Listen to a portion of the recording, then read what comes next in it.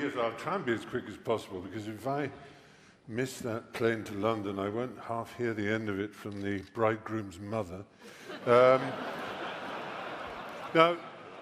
in agreeing to participate in this debate and stand on this side of the argument, I'm fully aware that many people who choose incorrectly, in my view, to see this issue in terms of left and right, devalued and exploded terms as I think they are, will believe that I am betraying myself in such causes and values that I have espoused over the years.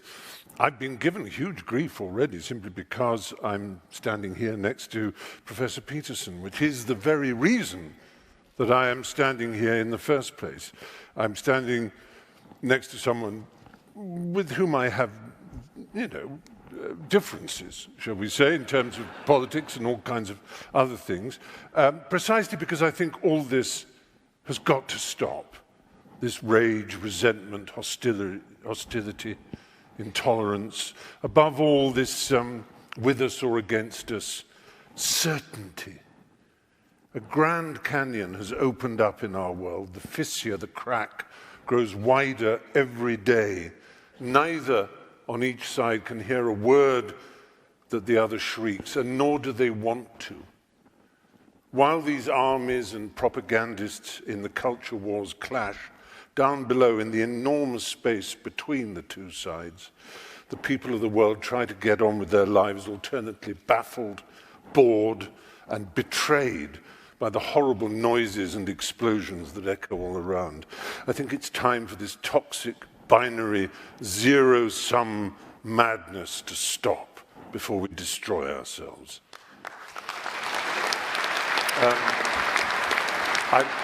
I'd better nail my colours to the mast before I get any further in this. It's only polite to give you a sense of where I come from. All my adult life, I have been what you might call a lefty, a soft lefty, a liberal of the most hand-wringing milksop, milquetoast variety. Not a burning man, the barricade socialist, not even really a progressive worth the name.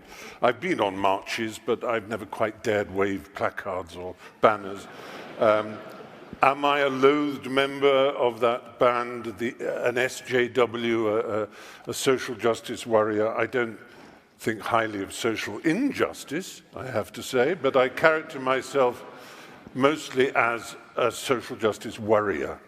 My intellectual heroes growing up were Bertrand Russell and G.E. Moore, liberal thinkers, people like that, writers like E.M. Forster. I believed, and I think I still do believe, in the sanctity of human relations, of the primacy of the heart and friendship and love and common interest.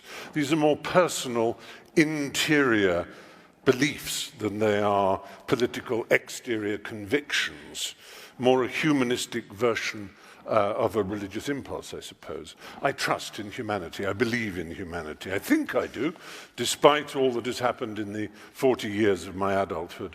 I am soft, and I can easily be swept away by harder hearts and harder intellects. I'm sometimes surprised to be described as an activist, but over time I have energetically involved myself with what you might call causes. I grew up knowing that I was gay. Well, in fact, from the very first I knew I was gay. I remember when I was born looking up and saying, that's the last time I'm going up one of those.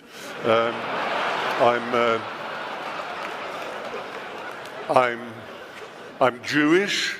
I'm Jewish, so I have a natural, obviously, horror of racism. Naturally, I want racism, misogyny, homophobia, transphobia, xenophobia, bullying, bigotry, intolerance of all human kinds to end.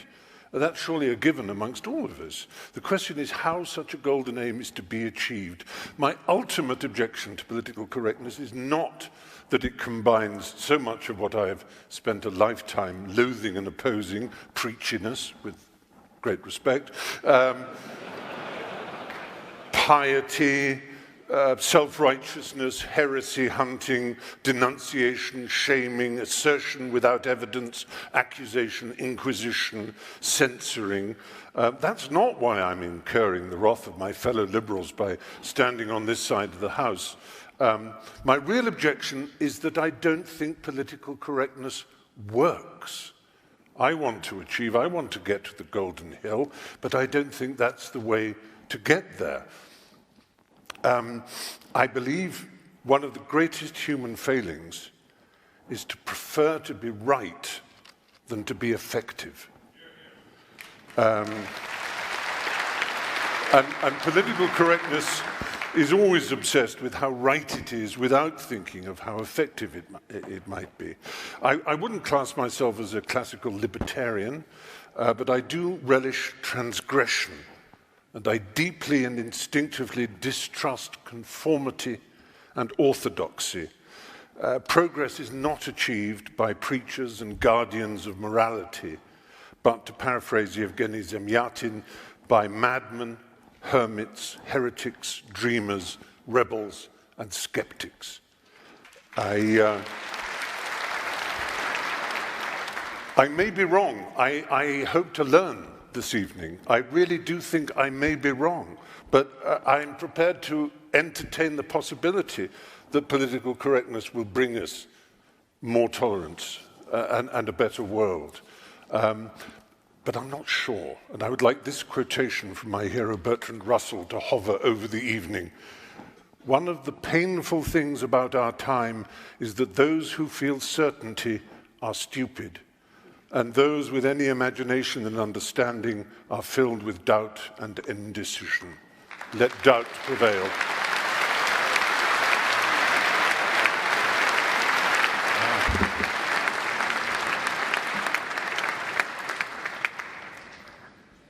Well, I'm going to go here. No, it's interesting to hear that there really doesn't seem to be a problem, but yet I think we all instinctively know that there is some kind of a problem. There isn't censorship. Of course not in the way that there is in Russia. I've been to Russia. I faced off with a deeply homophobic and unpleasant man, and there's political correctness in Russia. It's just political correctness on the right. And that's what I grew up with, political correctness, which meant that you couldn't say certain things on television. You couldn't say fuck, for example, on television, because it was incorrect to do so. And as always, the same reason was that someone would appear and say, I'm not shocked. Oh, of course, no, I'm not shocked. I'm not offended. I'm offended on behalf of others, young, impressionable, plastic minds, the vulnerable. And that's not good enough. It's so often people are saying, you see, I don't mind being called a faggot or a kike or whatever, or a mad person, because I've got mental health issues. I don't mind people insulting me. And people say, well, that's all right for you, Stephen, because you know you're strong. Well, I don't feel particularly strong, and I don't know that I like being called a faggot and a kike particularly, but I don't believe that the advances in my culture that have allowed me to marry, as I have now been for 3 years, to someone of my gender, I don't believe they are a result of political correctness. And maybe political correctness is actually just some sort of live trout, that the harder we squeeze it, the further it goes away. And you will be saying, I'm not talking about political correctness, you're talking about social justice, with which I agree, with whether you want to call it identity politics or the history of your people, the history of my people were slaves as well. Both the British were slaves of Romans and the Jews were slaves of the Egyptians. All human beings have been slaves at some point, and we all, in that sense, share that knowledge of how important it is to speak up. But Russell Means, who was a friend of mine towards the end, who founded the American Indian movement, he said, oh, for God's sake, call me an Indian or a Lakota Sioux or Russell. I don't care what you call me. It's how we're treated that matters. And so I'm really addressing a more popular idea. Also, actually, in Barrow, Alaska, an Inupiat said, call me an Eskimo. It's obviously easier for you because you keep mispronouncing Inupiat. You know, words do matter. I'll just end with a quick story. Gay rights came about in England because we slowly and persistently knocked on the door of people in power. We didn't shout, we didn't scream. People like Ian McKellen eventually got to see the Prime Minister. And when the Queen signed in the royal assent, as she has to, for the bill allowing equality of marriage, she said, Lord, you know, I couldn't imagine this in 1953. Really is extraordinary, isn't it? Just wonderful and handed it over. Now, it's a nice story, and I hope it's true, but it's nothing to do with political correctness. It's to do with human decency. It's that simple. You're a category creep, Stephen. Can you respond to that? It's a nice. I'm still very lost about why we aren't talking about political correctness. We're talking about politics, and that's fine. And I share, I share exactly what you think about it. I'm not an enemy of identity politics per se. I can obviously see where it goes wrong and where it's annoying. Let's be empirical about this. How well is it working for you in America at the moment? Well, not well at all. Really isn't. Right. You can answer me in a moment. The reason that Trump and Brexit in Britain and all kinds of nativists all over Europe are succeeding is not the triumph of the right, it's the catastrophic failure of the left. It's our fault. We absolutely... My point is not that I've turned to the right or anything like that, or that I'm nice and fluffy and want everybody to be decent. I'm saying, fuck political correctness. Resist. Fight. If you have a point of view, fight it in the proper manner, using democracy as it should be, not channels of education, not language. You know, it's so silly. But there's a chess rule, you know. In chess, the best move to play in chess is not the best chess move, it's the move your opponent least wants you to play. At the moment, you're being recruiting sergeants for the right. By annoying and upsetting, and instead of fighting, either fighting or persuading. But political correctness is a middle course that simply doesn't work. Well, Stephen Fry, I want to get your response to why, a generation from now, looking back on this debate, we're not going to see this, quote, so-called politically correct movement in the same way, let's say, that we now understand the positive contributions of the civil rights movement. That was a movement that advanced a series of ideas about human dignity to people who previously didn't have that dignity. We're now having another debate, another social debate about different groups and communities we're trying to convey a sense of new dignity to them. Why won't this be, in a sense, looked back upon as something positive a generation from now? I think people will look back on this debate and wonder why political correctness wasn't discussed. I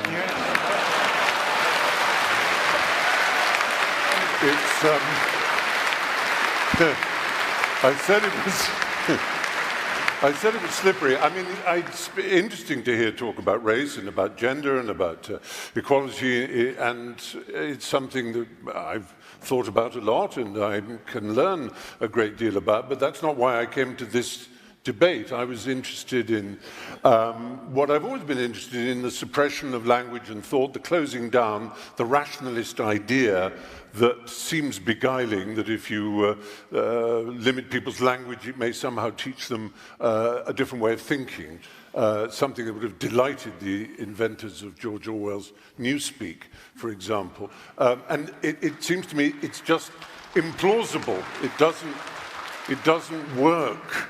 And that's what I mean by empirical. It doesn't stand an empirical test.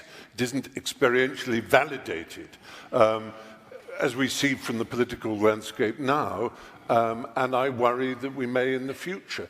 So I'm sort of disappointed that the subject has just revolved around academia, which was predictable, because that's the sort of crucible in which these elements are mixed.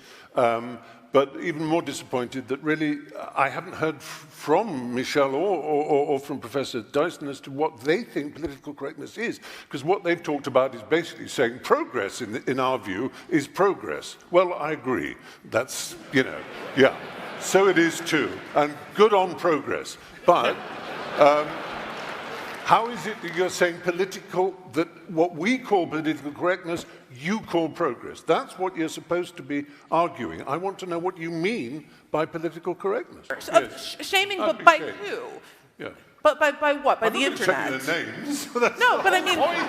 I'm scared. If I'm listed... But that's again, the point. You're scared. It is a culture of right. fear. I understand there's that element of fear. What I'm saying is that it's a feeling.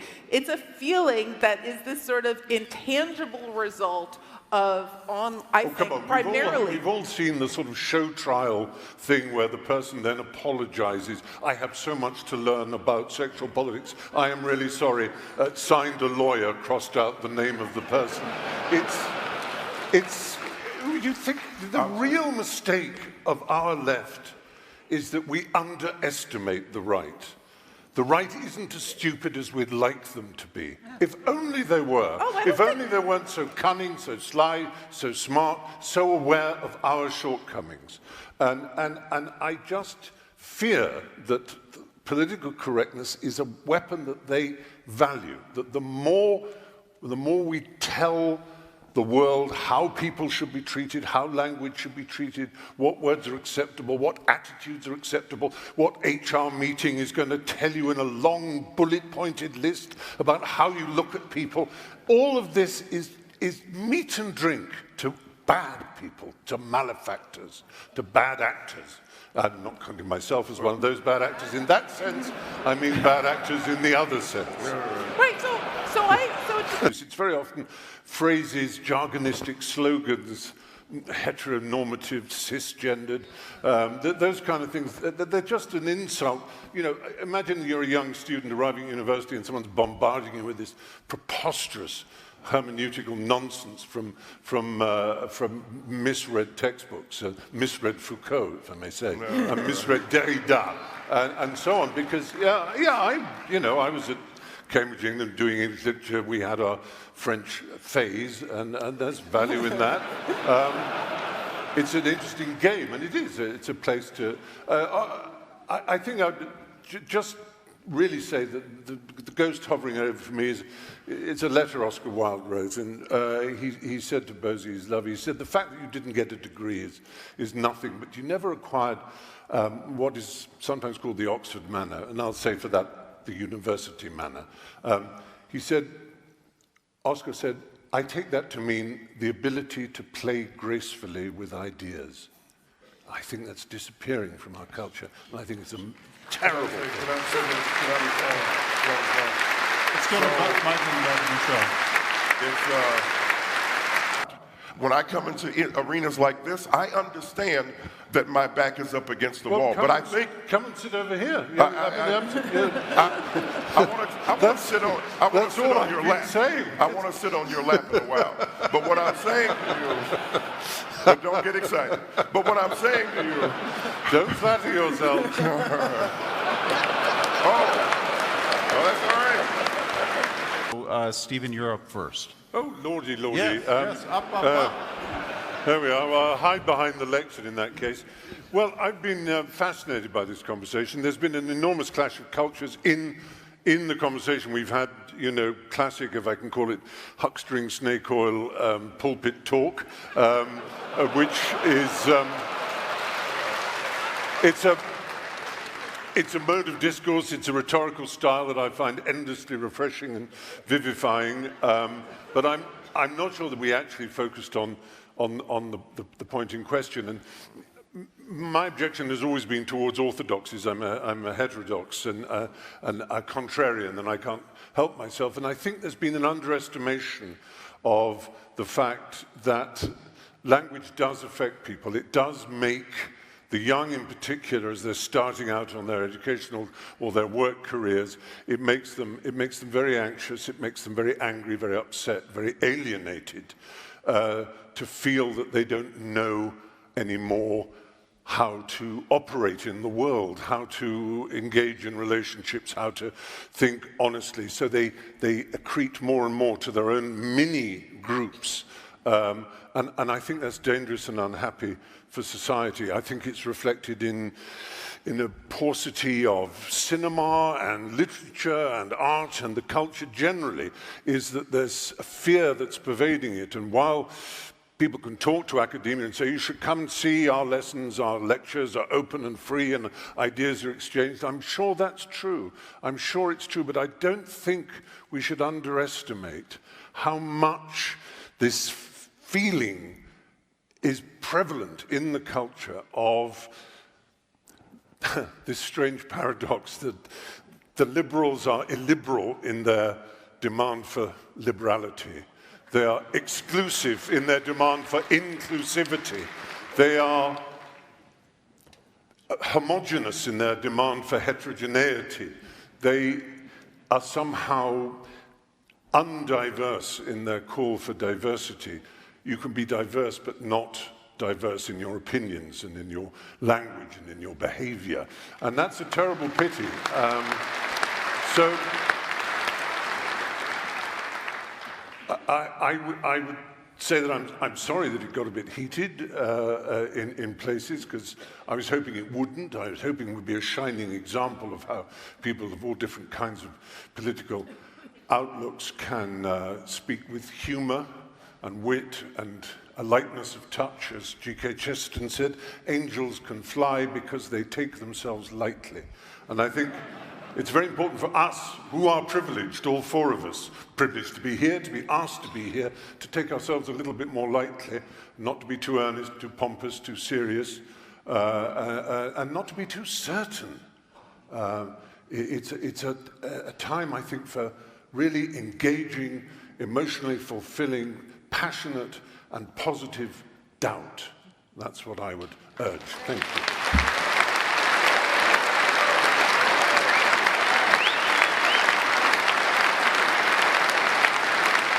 So again, we're going to go right now to Stephen Fry and Jordan Peterson, get their thoughts on how the evening played out.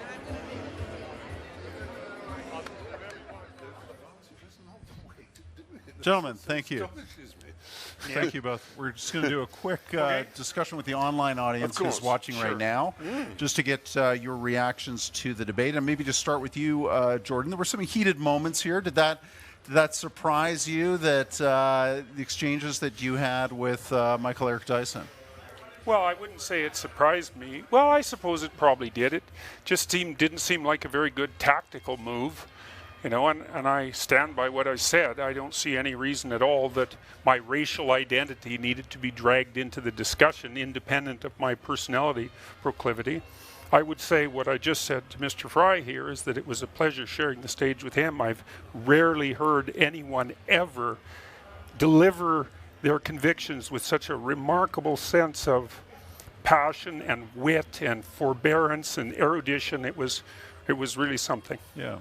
And Stephen, a challenging debate, because in a sense we're trying to mesh two different views here, two different worldviews, one very focused more on identity politics, group identity. You, in a sense, having an argument really more about the larger culture itself and the tenor and tone of the conversation within it. I worried that I was being a little kind of scattergun, really, and that both scattergun and too specific, that I had just taken very literally the popular idea of political